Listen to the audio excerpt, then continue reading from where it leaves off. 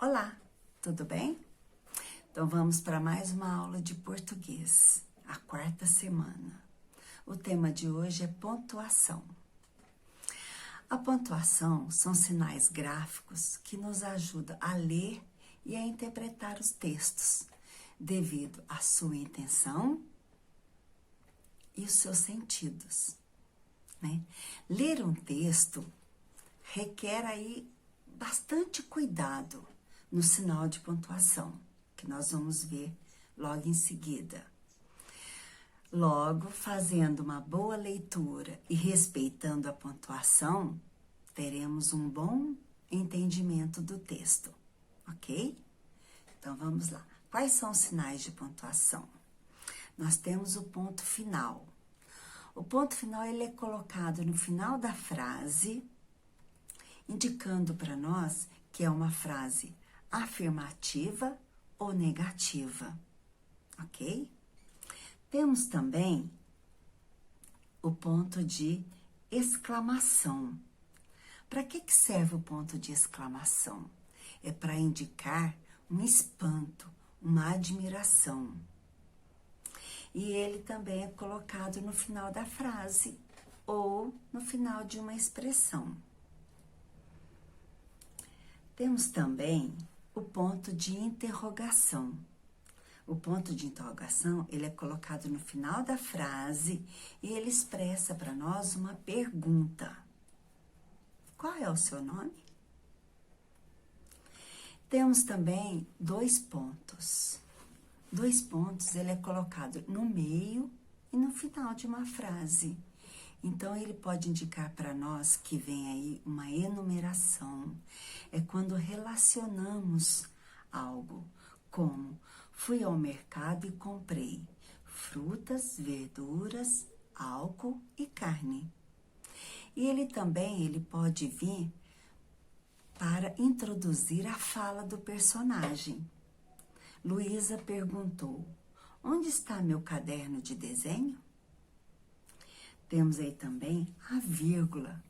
A vírgula nós a utilizamos no meio da frase, entre palavras, para dar uma pausa bem pequena na leitura. Temos também reticências. Reticência serve para quê? Para indicar ali que o texto continua, que a ideia continua, né? Foi interrompido, mas há algo ainda a ser dito ou a ser escrito. Os três pontos, ele pode também vir no lugar de um parágrafo, né? Omitindo-se um parágrafo, eu coloco três pontos, ok? E temos também o travessão. O travessão, ele é colocado no início da frase, logo em seguida do parágrafo, né? Parágrafo e travessão e a fala da personagem. Ele aparece no início e pode aparecer no meio do texto também, quando vai introduzir a fala da personagem, ok? E temos também os parênteses. Não está no PET, mas o parênteses também ele é muito importante. Ele significa para nós uma explicação da palavra que o antecede, ok? Então, vamos lá para as atividades? Nós temos aí, olha, leia o texto a seguir, viagem ao interior.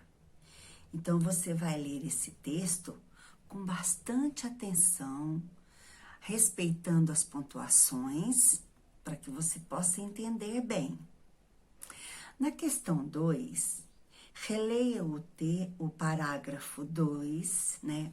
Ou seja, releia o segundo parágrafo, com uma cor sublinha a fala da personagem e com outra cor a fala do narrador. Então, como que nós vamos identificar a fala da personagem?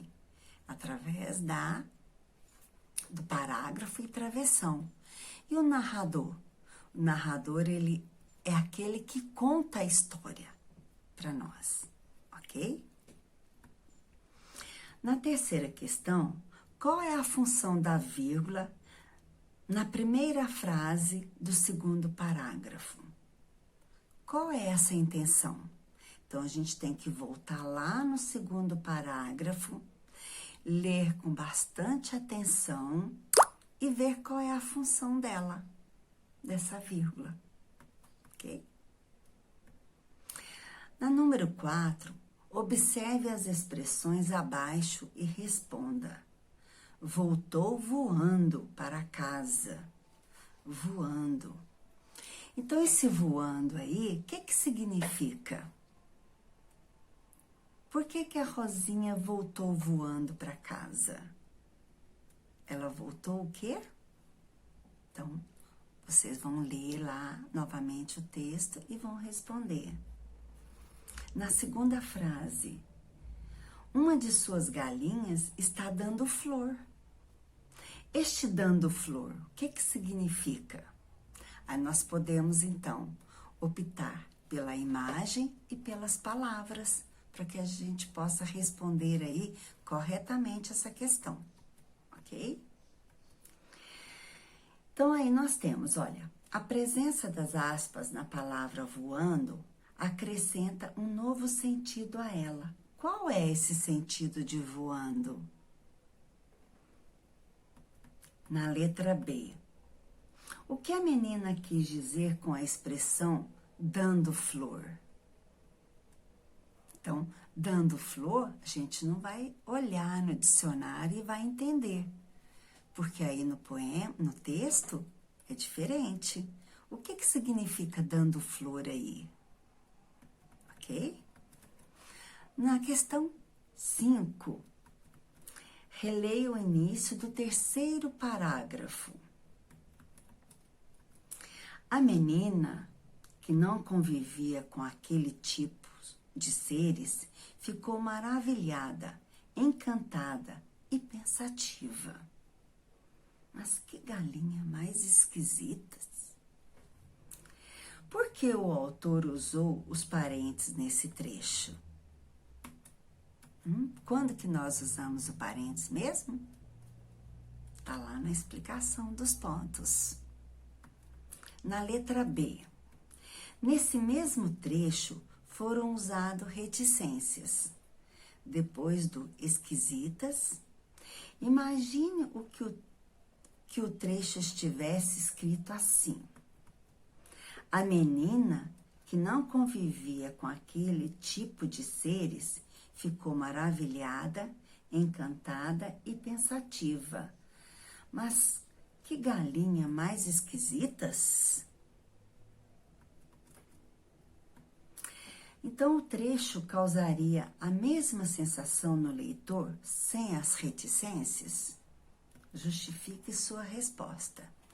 Então, para que serve reticências e para que serve o ponto de exclamação?